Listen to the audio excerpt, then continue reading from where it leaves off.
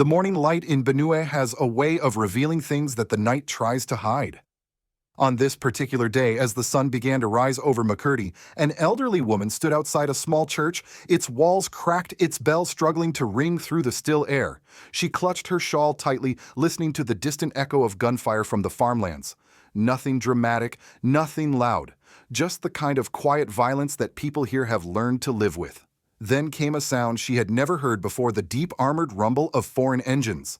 A long convoy of black SUVs escorted by heavily armed Nigerian security forces rolled slowly through the road beside her church. Inside those vehicles were members of the United States Congress, senior diplomats and intelligence officers. They were not tourists. They were not visiting missionaries.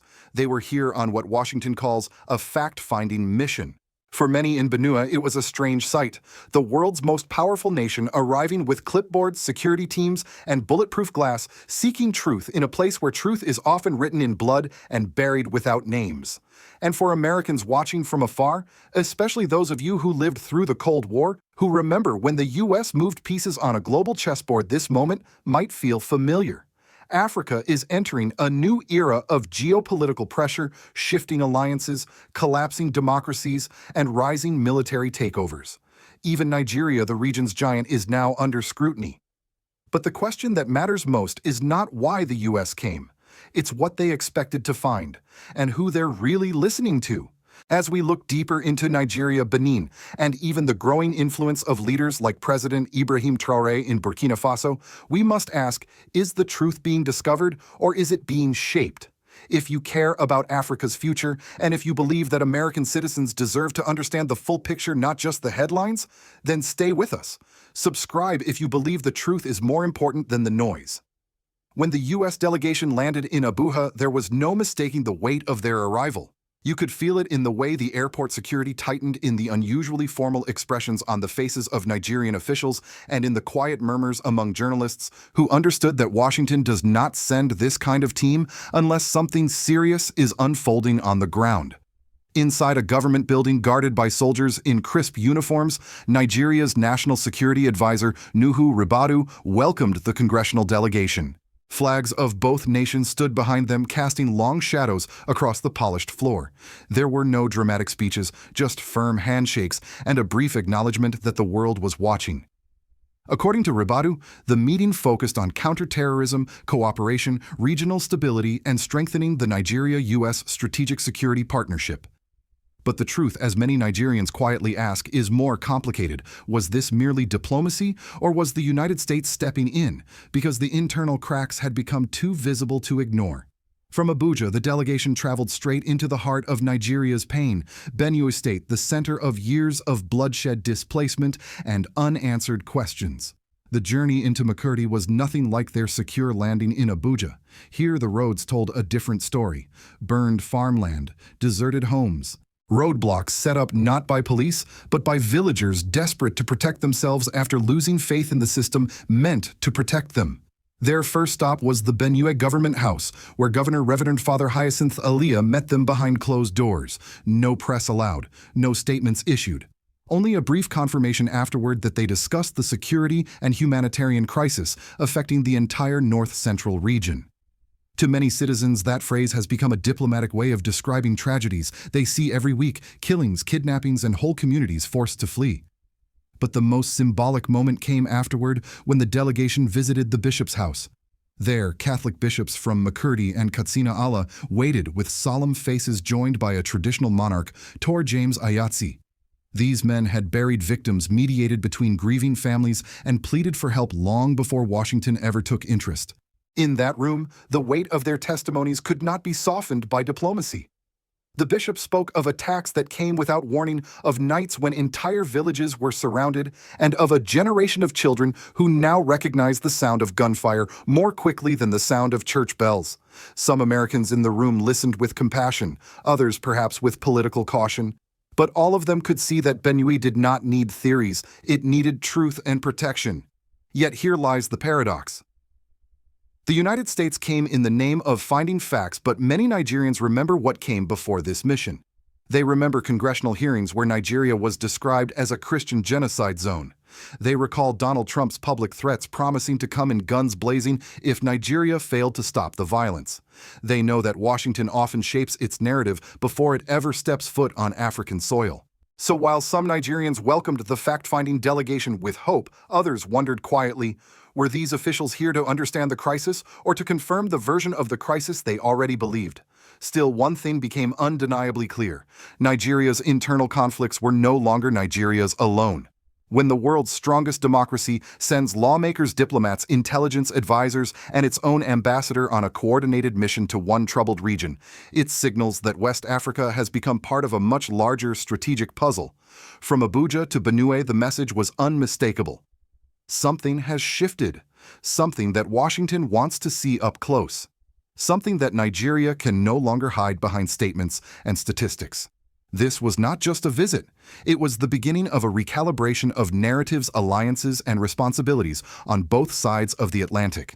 The turning point came not in Nigeria, but just across its western border in the Republic of Benin, a nation long considered one of West Africa's most stable democracies.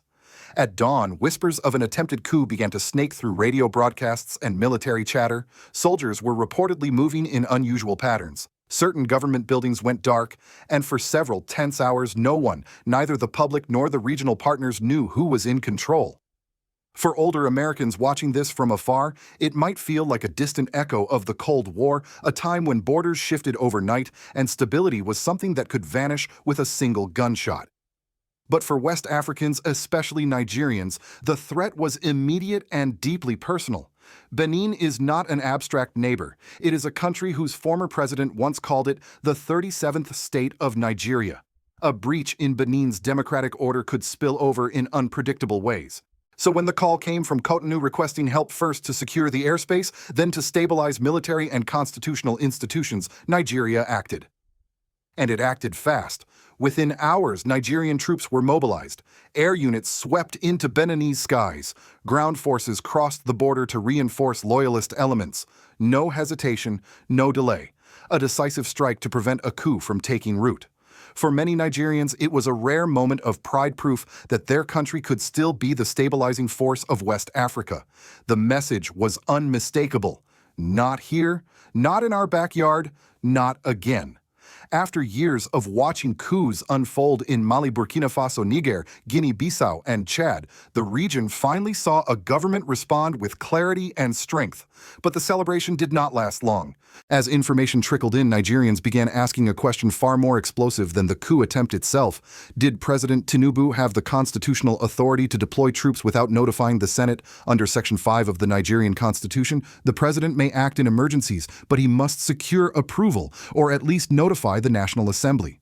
Nigerians remembered how during the Niger crisis, the Senate firmly rejected the idea of military intervention. Yet here in Benin, troops had already crossed the border before any legislative briefing was given.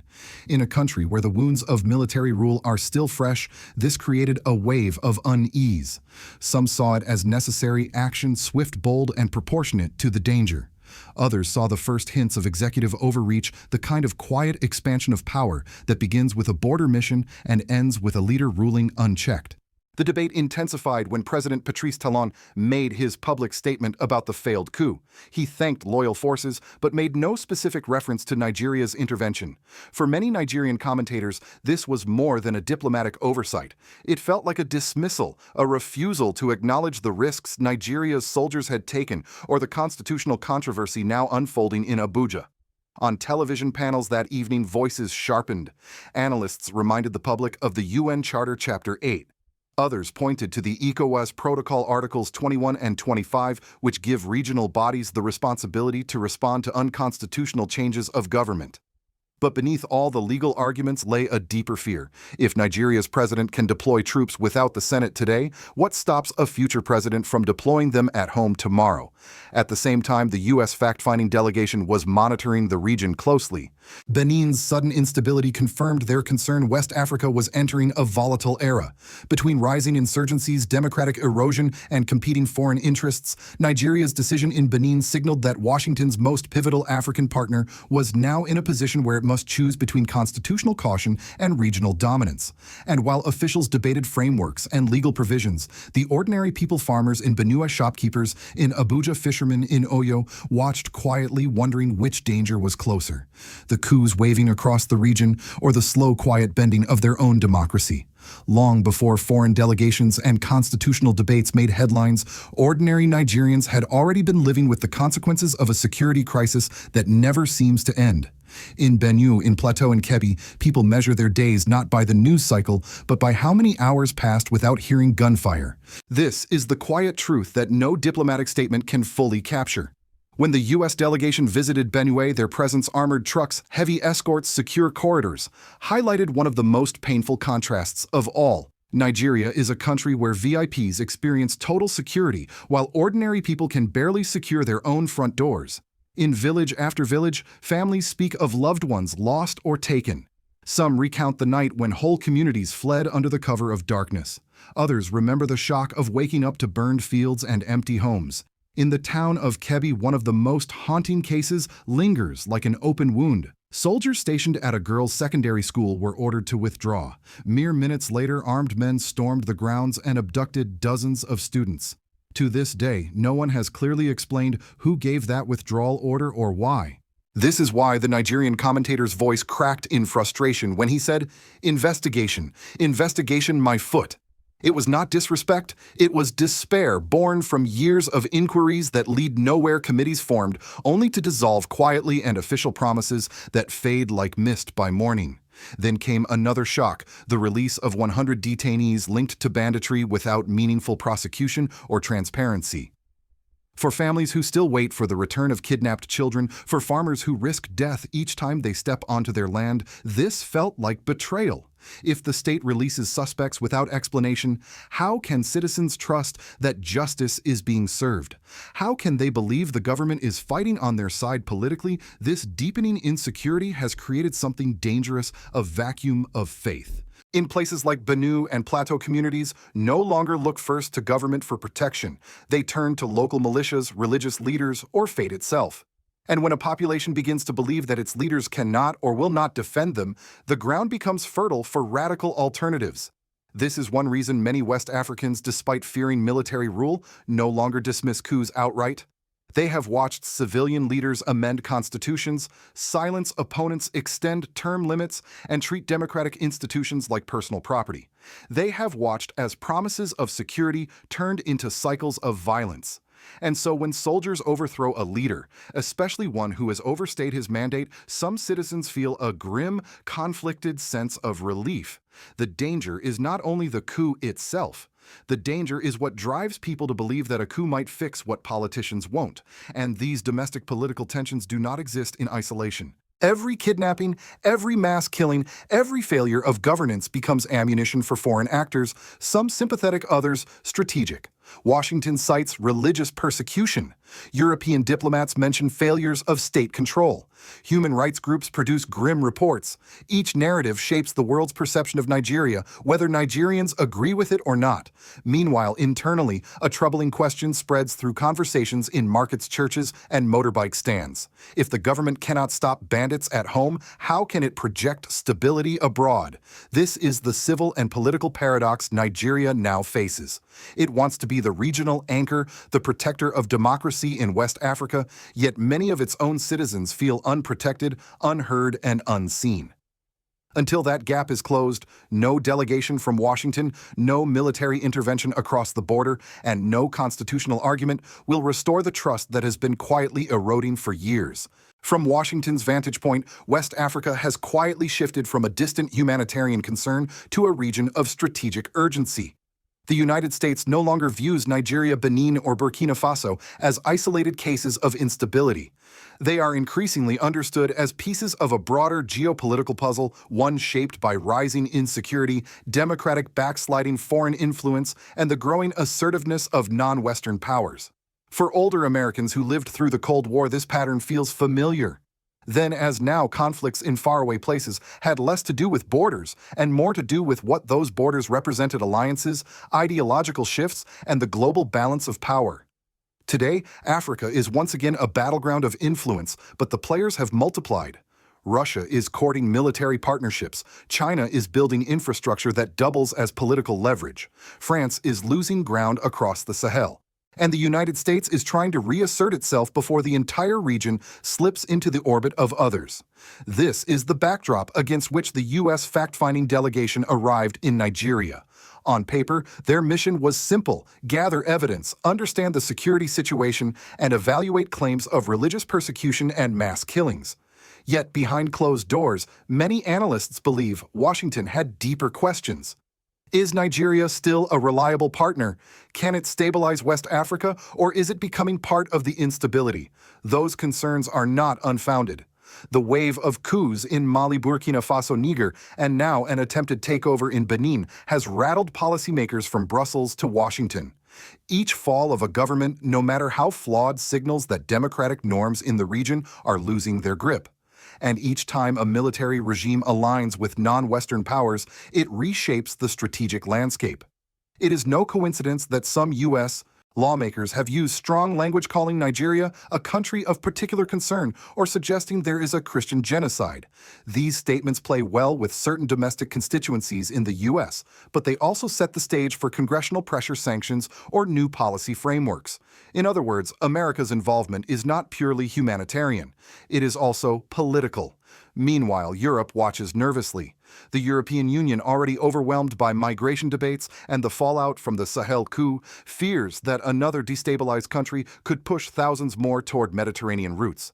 France, once the dominant power in the region, has found itself increasingly rejected by former allies. Benin is one of the few West African states where French influence still carries weight, making the attempted coup there particularly alarming. And then there is the symbolic weight of leaders like Ibrahim Traore of Burkina Faso, whose anti-Western rhetoric and calls for sovereignty resonate across younger African audiences. Whether Washington agrees with him or not, his message has cracked open a larger question. Does the African public still trust Western democratic partners, or are they searching for a new model? For global observers, Nigeria's actions in Benin, the internal insecurity at home, and the arrival of the U.S. delegation all intersect into a single uncomfortable truth. West Africa is entering a period of realignment, and the world's major powers are no longer confident about where the region is heading or who will shape its future. In this era of uncertainty, every visit, every coup attempt, every congressional statement, and every realignment carries global implications. The world is watching, because what happens in West Africa will not stay in West Africa. As we step back from the details, the armed convoys in Benue, the hushed meetings in Abuja, the swift deployment of Nigerian troops into Benin, we begin to see a much larger picture forming across West Africa. It is a picture defined not by isolated incidents, but by a slow, steady unraveling of trust in governments, trust in regional institutions, and even trust in the global partners who claim to be watching over the region. For ordinary Nigerians, this unraveling is not theoretical. It is the reality of locking your door twice at night, of praying your children return safely from school, of wondering whether the people sworn to protect you are overwhelmed, indifferent, or compromised.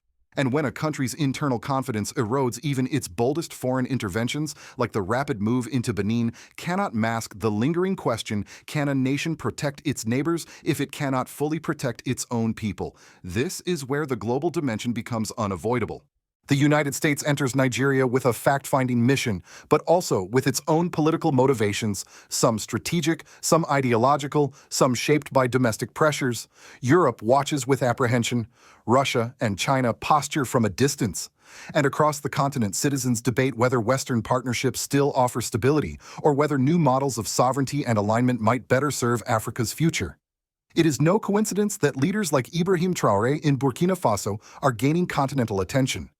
His rhetoric of independent self-defense and unapologetic national pride resonates with many Africans who feel abandoned by traditional democratic structures and who now question whether old alliances still hold value. Whether one agrees with him or not, his rise signals a shift in consciousness, one that Africa news outlets now discuss daily and which global powers can no longer ignore. So where does that leave Nigeria at a crossroads? Powerful enough to influence the region, yet vulnerable enough to be shaken by crises within its own borders. Democratic by constitution, yet facing questions about transparency and executive power. Courted by global powers, yet scrutinized for its internal contradictions. And where does that leave the rest of us, especially viewers in the United States?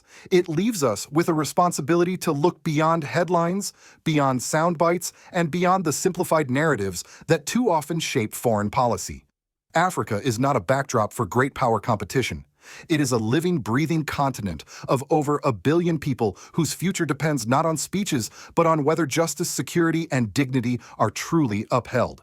So let me ask you this. Do you think leaders like President Ibrahim Traore represent a new and necessary direction for Africa? Or do you believe that nations like Nigeria must remain anchored to Western-style partnerships to preserve stability? And more importantly, whose vision of Africa's future do you trust? Your voice matters. Please share this video if you feel you are among the first to recognize the deeper struggle unfolding in West Africa. Subscribe if you believe that truth must rise above headlines and that Africa's story deserves to be told fully, honestly, and fearlessly.